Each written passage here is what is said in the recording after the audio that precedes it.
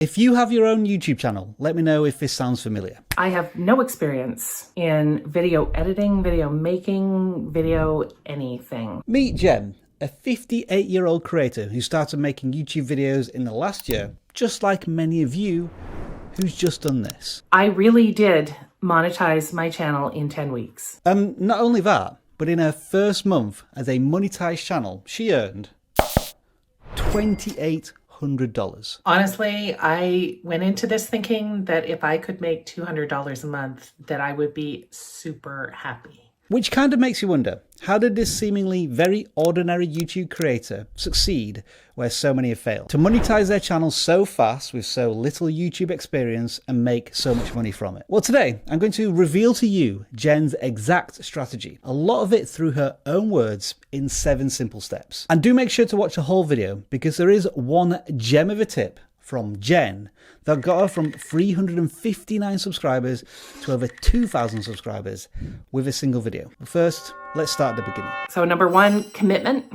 I was going to make one video about my analytics every week, and I was also going to make my silver and solo video midweek. So 2 videos every week until I was monetized. Enthusiasm and passion will likely carry you through the first couple of months, the first 10, 20 videos of your YouTube journey. But monetization does typically take longer than Jen's 10 weeks. And there will come a point where you simply don't feel like making a video this week. So let's agree to a creative contract right here, right now, to commit to consistency in all of its forms. Our general recommendation, if you are a complete novice to content creation, is typically 1 or 2 videos per week when you first start your channel. And this isn't because the YouTube algorithm demands it. There are 3 important reasons why we recommend this. This first one is so obvious it might sound a little stupid, but the more videos you make, the higher potential you have to get more views. You have more shots at the target, and when you hit the target, your viewers have more videos on your channel to watch. Secondly, you will learn a lot about making videos very quickly if you've never done it before. I have been saying this since I started educating here at vidIQ, and my mantra hasn't changed. Nothing beats experience. In fact, if you stop watching this video right now to make your own YouTube video, nothing would make me happier. And the final really important reason is that by making videos, you'll find out very quickly what your audience like and doesn't like. And this will help guide you down the right path of what videos to make for your audience and how they should be made. Just been told by a faceless vidIQ executive producer to read this out. Ignore what Rob just said. Continue to watch all of this video plus at least another 5 vidIQ videos before you start making your own video. P.S. Don't read this out. Rob, you are an idiot. This is the last straw. Come to my office immediately after you finish work. The big thing that I had to learn and decide upon to begin is, what is your niche? What are you going to focus on? Figure out what you're going to make videos about. And you might be thinking, well, how do I know what niche to pick when you haven't posted any videos? Well, first and obviously again, there are 2 fundamentals. You want to pick a niche that you already have a lot of knowledge in and a keen interest to learn more going forward. And naturally, you want to be extremely passionate about this topic because you could be talking about it for years. But there are 2 more critical steps I recommend before you jump into the niche. First, you want to identify the possible audience size of that niche and look at how much competition there is in that niche. But there is of course the never-ending YouTube problem with all of this. Finding high demand, low competition niches is like finding treasure. And that's why we recommend using vidIQ's keyword research tool to make this process a little bit easier. As you can see, you can search specific topics and niches you're interested in and assess how much competition there is. For example, let's say you wanted to start a channel around building a log cabin. As you can see, the topic doesn't have much demand and it has a lot of competition. But if you click on the related keywords, you can see that there are other keywords like homestead that have a much higher demand and lower competition. There is a link in the description to download this awesome tool. Check it out now. Number 3, you have to watch YouTube videos in order to learn. You've got to watch other content creators. You've got to watch the so-called YouTube experts pretty religiously in order to learn more, not only about video making, but about how YouTube works. So here's another one of these contracts, a commitment to consistency. And this one revolves around research. Watching, observing, absorbing content rather than just making your own content all of the time. So set aside time every single week to simply watch what other people are doing on YouTube. One of the best ways to do this is to study the top 5 channels within your own niche. Start simple, go to their channel, watch their most recent video, and then sort by the top performing videos and watch them as well. Study the topics, the thumbnails, the video structure, what is working for them and how can you apply some elements of that into your own content. And what better place to learn all about YouTube than here at vidIQ, where we will teach you about the algorithm. Really? You want me to do this? Make sure to subscribe and click the notification bell.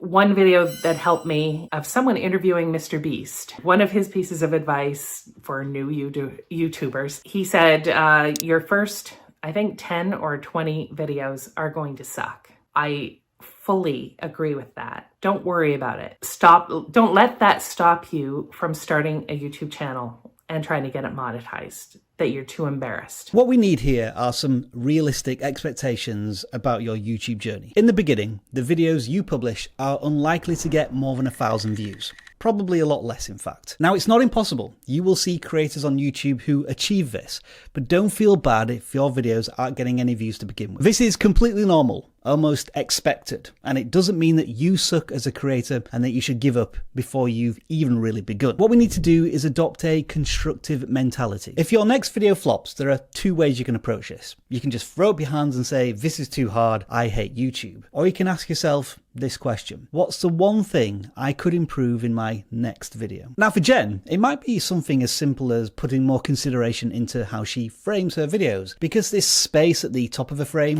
just looks weird. So crop in a bit more or pan the camera down to show more shoulder and upper chest. And even after all these years, I am trying to improve as a creator with every video by not reading from a script, so it feels more authentic and genuine, and I think this is working out really good. If you want to take all of this self-improvement stuff to the next level, then you can set up a weekly study session where you do the following. Wait until 7 days after you publish a video and then re-watch it. Then write down what you think worked and didn't work in a video, and cross-reference this with the video's audience retention graph to see where viewers abandon the content. The act of doing all of this will put it top of mind when you make your next video. But perhaps the main thing here is mindset. Not to beat yourself up every single time a video doesn't perform as you'd expect. Every creator has gone through this, and the first 6 to 12 months can be especially hard because you might not have enjoyed any success at that point. But if you simply focus on improving every single video that you make, you'll be surprised just how fast your channel starts to grow,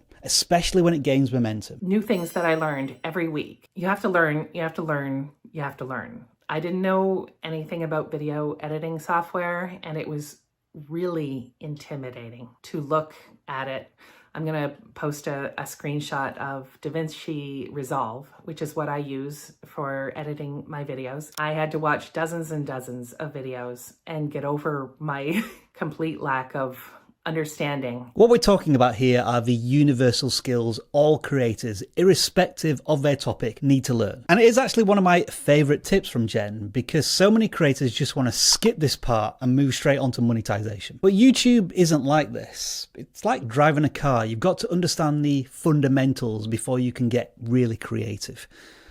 Although I've just told people to get really creative when they're driving about in their cars. Yeah, don't do that. So we're talking about simple video skills, simple audio skills, video editing, thumbnail design, script writing, and so on. This is why it's a great idea to make 1 or 2 videos per week when you start out, because you're building up a YouTube muscle memory. It forces you to practice these skills over and over again every single week. And the faster you master this, the quicker you can become more creative. Just not behind a steering wheel. I don't have expensive equipment. I shot all of my videos, and I continue to shoot all of my videos on my phone. I have a cheap tripod. I have a pretty cheap gimbal and a little microphone that I use. But other than that, I don't have an expensive camera. I don't employ anyone. I don't have special lighting. I shoot in my house and out walking the dog. The key takeaway here is that, to begin with, investment in yourself as a creator, the knowledge and skills you gain, are far more important than investing in equipment. It is easy to think, especially when you're watching other videos, that an awesome setup and high video and audio quality are the keys to the performance of a video and its success. But most of it, at least now, is a distraction. It's window dressing. Jen is proof that you don't need fancy equipment to start a successful YouTube channel. Any camera on a smartphone will be more than adequate to get you started these days, along with a tripod and a dedicated microphone. All of this can come in time, but let's figure out if you enjoy making videos first. Focus on staying consistent with your posting schedule and improving facets of your content creation every time you make a video. Those are definitely the best levers that you can pull to have the biggest impact on your audience. And with all of what's been said, let's now get to Jen's biggest monetization breakthrough step. The one that propelled her from 350 subscribers to 2,000 subscribers with one video. If something is working, double down on it. Pretty simple, right?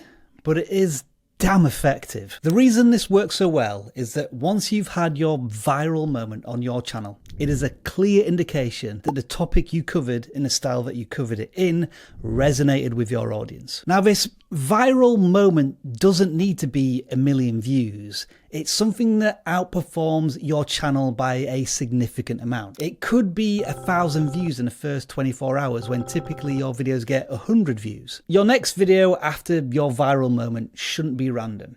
It should be a similar video on the same topic. And this is exactly what happened to Jen's channel. At the beginning, with passion and enthusiasm, Jen's channel gained a little bit of momentum, but it all stopped dead in week 7, where she got just a single subscriber. And this is where a positive creator mindset can really kick in, where you just get back up, dust yourself off and go again. So Jen went back to the creative drawing board and came up with a new video style. And this video performed much better than average, gaining her 29 subscribers in week 8. You might call that her mini viral moment. Because in week 9 and 10, something incredible happened when Jen doubled down on that mini viral moment. The next video that Jen made in her new style was her mega viral moment with 190,000 views. In week 10, I had gained 1,700 subscribers and 3,100 watch time hours just from that one video. But what if you've not had your viral moment yet that you can double down on? What if nobody's clicking on your videos or watching your videos for any length of time? You're